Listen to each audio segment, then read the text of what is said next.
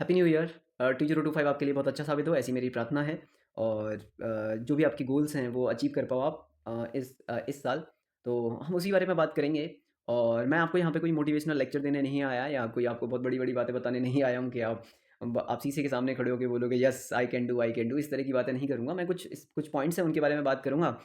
हो सकता है कि उनमें से कुछ पॉइंट्स आपके लिए काफ़ी फ़ायदेमंद हों। अगर आपको अच्छा लगे तो आप अपने जीवन में अप्लाई कर सकते हो और आप एक बेटर वर्जन बन सकते हो अपने 2025 में, जहाँ पे कि आपका रिजल्ट थोड़ा इंप्रूव हो सकता है, आपके मार्क्स अच्छे आ सकते हैं और आपका जो भी आईआईटी जेईई का सपना है वो क्लियर पूरा हो सकता है। सबसे पहला जो मेरा पॉइंट है वो है हेल्थ। मैं जनरली हेल्थ पे इसलिए बात कर रहा हूँ क्योंकि हेल्दी बॉडी हेल्दी माइंड दोनों कनेक्टेड होते हैं। अगर आपकी हेल्थ अच्छी रहेगी तो आप कोई भी काम बहुत अच्छे तरीके से कर पाओगे, आपका स्पीड ज़्यादा होगा। मतलब अनहेल्दी बॉडी जिस काम को 2 से 3 घंटे में करती है उसे आप 45 मिनट्स टू 1 आवर में कर सकते हो। तो हेल्दी बॉडी का बहुत होना ज़रूरी है। मान ला कि तबीयत ख़राब है और बैठ नहीं पा रहे हो ढंग से, ठीक है? बार-बार इम्यूनिटी वीक हो गई है, फीवर आ जाता है, थोड़ा बहुत मौसम चेंज होता है। तो इन सब से बचना है तो इसके लिए आपको अपनी हेल्थ के लिए करीबन-करीबन हर एक स्टूडेंट को 45 मिनट्स टू 60 मिनट तो कोई भी आउटडोर गेम खेलना ही चाहिए। आप बैडमिंटन खेल सकते हो, आप वॉलीबॉल खेल सकते हो, जो भी खेलना चाहो वो खेल सकते हो। आउटडोर गेम का मतलब ये बिल्कुल भी नहीं है कि आप पार्क में जाके मोबाइल में गेम खेलें। ओके, कोई भी फिजिकल एक्टिविटी आपको करनी है तो उसे इंक्लूड करिए अपने डेली रूटीन में।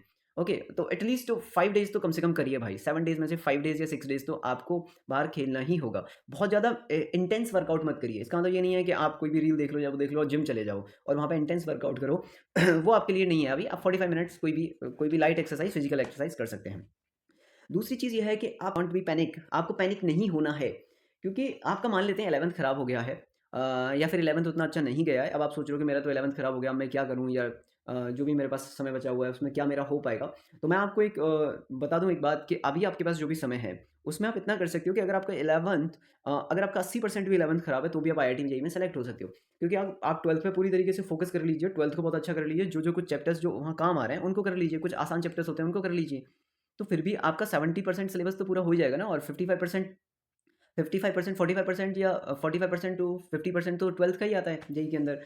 तो अगर आप उतना भी स्कोर कर पाते हो तो भी आपको आईआईटी तो मिल ही जाएगा। 50-60% पे तो आईआईटी बहुत अच्छे तरीके से मिल जाता है।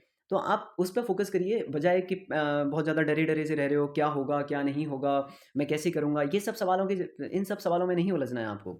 जो आपके पास है उसको बेटर बनाओ, क्लियर? जो कमियाँ हैं, जो वीकनेस है उनको फाइंड करो, उन पे काम करो और डे बाय डे स्लोली खुद को इम्प्रूव करो। ये स्लो प्रोसेस है, ऐसा नहीं कि एक दिन में रिजल्ट मिल जाना चाहिए, ऐसा नहीं होता है। ओके, तो धीरे-धीरे काम करो और हो जाएगा। अपने टीचर से जाके मिलो, जो भी आपके मेंटर हैं उनसे जाके मिलो, उन्हें अपनी परेशानी बताओ कि सर मेरी ये प्रॉब्लम है, वो आपको कुछ सॉल्यूशन बताएँगे। और क्योंकि हम लोग 8-10 साल से पढ़ा रहे हैं और हमारे सामने ऐसे बहुत सारे बच्चे आते हैं जिनकी ये प्रॉब्लम है, तो कई बार सॉल्व हुई हैं प्रॉब्लम्स, बच्चों ने अच्छे अच्छे रिज़ल्ट दिए हैं। तो आपका भी सिलेक्शन हो सकता है, तो इसमें डरने की क्या बात है? पैनिक करने से वैसे भी कुछ होने वाला है नहीं, सिर्फ़ एक्यूरेसी ही कम होती है, स्पीड कम होती है, बाकी कोई फ़ायदा होने वाला है नहीं। डर डर में रह के क्या जीना है। बैकलॉग से थोड़ा बचिएगा, कोशिश करिएगा कि बैकलॉग क्रिएट ना हो और बहुत ज़्यादा इकट्ठा तो बिल्कुल भी ना हो। क्योंकि फिर से आप नेक्स्ट ईयर इसी समय पे आ जाओगे और फिर उस समय बुरी तरीके से फँस जाओगे। जो भी आपका काम है उसको ख़त्म करो। जो भी आपको होमवर्क दिया जा रहा है डेली बेसिस पे उसको ख़त्म करो। बैकलॉग क्रिएट नहीं होना चाहिए बहुत ज़्यादा। अ थोड़ा जो भी टाइम वेस्ट करते हो उसको मत करो। थोड़ा-सा अपने अंदर इस तरह की हैबिट लेके आओ। देखो, सिलेक्शन जो होता है या आप जो भी कुछ करना चाहते हो, आप चाहे आईआईटी में सेलेक्ट होना चाहते हो या फिर आपका 10th का बोर्ड है या जो भी चीज़ें हैं, उसके लिए हैबिट और डिसिप्लिन का होना बहुत ज़रूरी है। आपकी हैबिट्स और डिसिप्लिन इस तरीके से अलाइन हो कि वो आपके गोल की तरफ हो, ठीक है? सिर्फ़ मोटिवेशन से काम नहीं चलता है, ठीक है? तो हैबिट और डिसिप्लिन को सुधारिए। और हैबिट और डिसिप्लिन ऐसा नहीं कि एक ही दिन में आ जाती हैं। ये धीरे-धीरे आती हैं। खुद को डेली बताना पड़ता है कि नहीं मैं ये काम करूँगा, नहीं मैं सुबह जागूँगा, नहीं मैं इतना मुझे पढ़ना है, इस समय से इस समय तक तो मैं पढ़ूँगा। Next point is avoid social media. अब देखो, सोशल मीडिया पे मैं भी ये वीडियो जो बना रहा हूँ वो भी सोशल मीडिया पे ही जाएगी। अब अवॉइड करना थोड़ा-सा मुश्किल है, अगर आप कर सकते हो तो बहुत अच्छी बात है। अगर आप उस तरह टाइम वेस्ट करने का मतलब है कि आप इंस्टाग्राम स्क्रॉलिंग कर रहे हो, आप जो भी नई-नई चीज़ें हैं आजकल वो चला रहे हो, या सोशल मीडिया में सिर्फ यही नहीं है कि आप इंस्टाग्राम या यूट्यूब ही देख रहे हो। आप कोई गेमिंग कर रहे हो लैपटॉप में जाके, या बहुत ज़्यादा कोई शो देख रहे हो, वेब सीरीज़ देख रहे हो, उन सबको छोड़ दो अभी के लिए। कोई भी ऐसी सोशल मीडिया एक्टिविटी या कोई भी टेक्नोलॉजी से रिलेटेड कोई भी ऐसी एक्टिविटी अगर आप कर रहे हो, जो आपके टाइम को बहुत ज़्यादा मतलब आपका टाइम बहुत ज़्यादा उसमें जा रहा है, तो वो उससे आपको बचना चाहिए। क्योंकि अगर आप आधे-आधे घंटे, 1-1 घंटे या 2-2 घंटे तक, मैंने देखा है कई बच्चे इंस्टाग्राम चलाते रहते हैं, स्क्रॉल करते रहते हैं, रील्स देखते रहते हो। भाई क्या मज़ा आ रहा है आपको दूसरों का डांस देखने में? छोड़ो यार वो, आप मतलब जेईई के एग्ज़ाम के बाद भी देख सकते हो मतलब वो डांस। और धीरे-धीरे इस पे थोड़ा काम करो, इसको थोड़ा कम करो। अगर कुछ देख भी रहे हो तो ऐसी चीज़ें देखो जो आपके जीवन में या आपकी पढ़ाई के दौरान कुछ पॉज़िटिव इम्पैक्ट ला रही हैं। जैसे आज मैं ये वीडियो बना रहा हूँ, अगर इसमें से कोई भी ऐसा पॉइंट है जो आपको लगता है कि ये आपके काम का है, तो इसने कुछ ना कुछ पॉज़िटिव इम्पैक्ट लाया है, तो उस पे काम करिए आप। वो देखोगे, वो देखा, खत्म किया, वो चीज़ें सीखी, इम्प्रूव किया खुद को, बस। तो सोशल मीडिया या जो भी टेक्नोलॉजी से रिलेटेड जो भी चीज़ें होती हैं, ये यूट्यूब हो गया, ये हो गया, इस पे कुछ अच्छा है तो वो आपके काम का है, अदरवाइज़ मत टाइम वेस्ट करो, वो किसी भी काम का आपके नहीं है बेसिकली, है ना? तो वो सिर्फ़ आपको बाद में जाके डिप्रेशन ही होगा, कोई मतलब नहीं है। ओके, बिलीव इन योरसेल्फ, मतलब हम बोलते हैं ना, self confidence is the key to success. खुद पे विश्वास, आत्मविश्वास, वही है सबसे बड़ी बात। इसका मतलब ये है कि आपके मार्क्स कम आ रहे हैं, आप थोड़े-से कोई चीज़ समझ नहीं पा रहे हो, या आपको लगता है कि ये मुझसे नहीं होगा, उस समय पे ये काम आता है। इस समय पे आपको ये करना है कि नहीं भाई, मेरा सिलेक्शन हो जाएगा। और मैं आपको रियल केस स्टडी बता देता हूँ। लास्ट के 10 इयर्स में मैंने ऐसे कई बच्चों को पढ़ाया है जो कि पढ़ाई में काफ़ी वीक थे, एवरेज से नीचे थे, और उन्होंने फिर खुद को इम्प्रूव किया, इम्प्रूव करते वो सेलेक्ट हो गए। एवरेज बच्चे थे, वो अच्छे खासे सेलेक्ट हो गए, अच्छी खासे मार्जिन के साथ सेलेक्ट हुए, टॉप के आईआईटीज़ मिले उन्हें।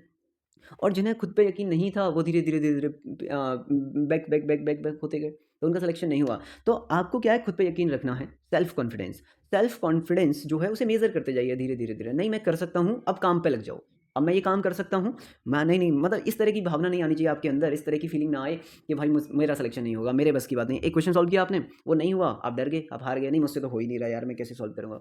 अरे नहीं हुआ, छोड़ो यार, 1-2 मिनट लगाया आपने, इन्वेस्ट किया टाइम, आप कुछ तो सीखे, फॉर्मूले रिवाइज़ हुए, कुछ तो सीखा आपने, नहीं हो रहा छोड़ो उसको। 1-2 बार ट्राई करेंगे, नहीं हो रहा, उसे बबल करो कि भाई इंपॉर्टेंट क्वेश्चन है, मुझसे सॉल्व नहीं हुआ, इसके अंदर कोई की कॉन्सेप्ट है या कोई मैनिपुलेशन है तगड़ा वाला। अब मैं अपने टीचर से जाके पूछूँगा, वो मुझे बताएँगे और मैं सीख जाऊँगा इसको, और ये मेरे काम आ जाएगा फ्यूचर में। तो इस तरह की चीज़ें लेके आओ ना। ये मेरा नहीं होगा या मुझसे नहीं होगा, इसका कोई फ़ायदा नहीं है। ये तो आपकी जो आपके काम करने की जो मनस्थिति है उसको भी खराब कर देगा।